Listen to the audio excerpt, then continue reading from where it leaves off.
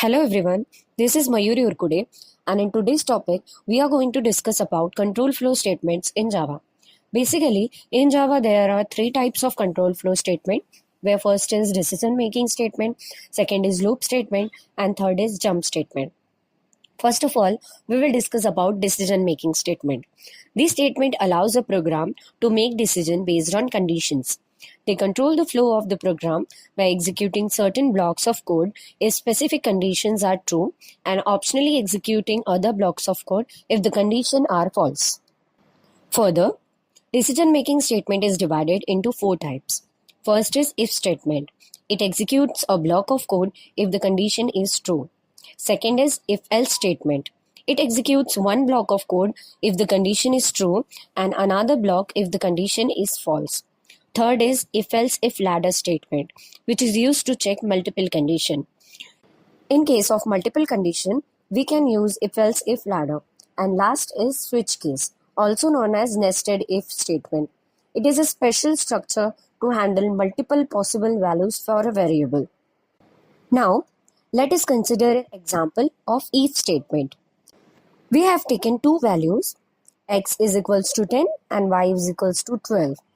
If we put the condition x plus y is greater than 20 and in system.out.print we print which is greater number, the output will be x plus y is greater than 20. Similarly, if we have to check if else statement, we will again consider two values, x is equals to 10 and y is equals to 12. Then we will compare both values. We will apply the condition and the condition will be which number is greater. If first number is greater, it will print 10, and if second number is greater, it will print 12. Now, further, if we have to understand if else if ladder statement by example, we will check two conditions.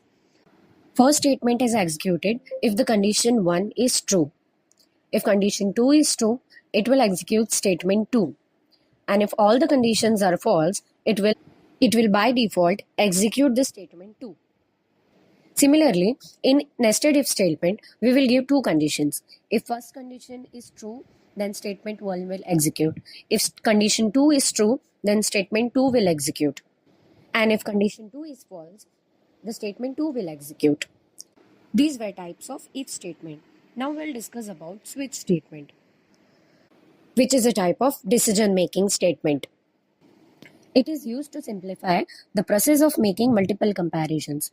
It helps in choosing one of many possible code paths based on the values of a given expression. A switch statement works by evaluating an expression and comparing its value against multiple case value. Depending on the match, the corresponding block of code is executed. It is almost similar to if-else if statements. The switch statement contains multiple blocks of code called cases, and a single case is executed based on the variable which is being switched. It also enhances the readability of the program. Let us consider an example where we have chosen four cases. If we have to execute case 1, condition 1 will be executed. If we have to execute case 2 will be executed. If case 3 and so on. If none of the case matches the expression, then by default, the default statement will be executed. And here, I complete my topic. Thank you. My name is Suchi Pawar. I am explaining loop statement in Java. There are four types of loops in Java, with the first being the for loop. For loop means repeats a block of code a specified number of times. Here is the syntax followed by an example. Calculate the sum of first 10 natural number. Here, int j is equal to 1. Initialize the value of a j. How long the loop will run. Second, j++ means increment the value by 1. Second, for each loop. For each loop, also known as an enhanced loop. Simply, loop main used for iterating over array or collection such as a list. Here is the syntax. Data types. Data types means int and array. Items represent each element in the collection during each loop. In this example, the for each loop iterates through each element in number and prints. Third, while loop. While loop in a Java is used to repeatedly execute the block when specified condition is true. then executed. In this example, the each value of I increments by 1 in each iteration I is greater than 10. Fourth, do while loop. Do while loop similar to the while loop. The code block runs, the condition is evaluated. If it is a true, the loop repeats. If it is a false, the loop stops. In this example, print first 10 even numbers. I is less than equal to 10. The loop structure, the code runs at least once, even if the certain is initially false. That's all about the loop statement in Java. Hello, myself Ajay Singh Tarawale. Just I gonna explain the jump statement in Java. Break statement first. The break statement mainly used for break the current flow program. Mainly when we execute the program means outside the loops the switch statement is used. The break statement mainly considered as when we execute the specified program. If we want to break the statement, it will switch on the other statement and will execute the other step until the next step cannot be executed. Second second is a continuous statement.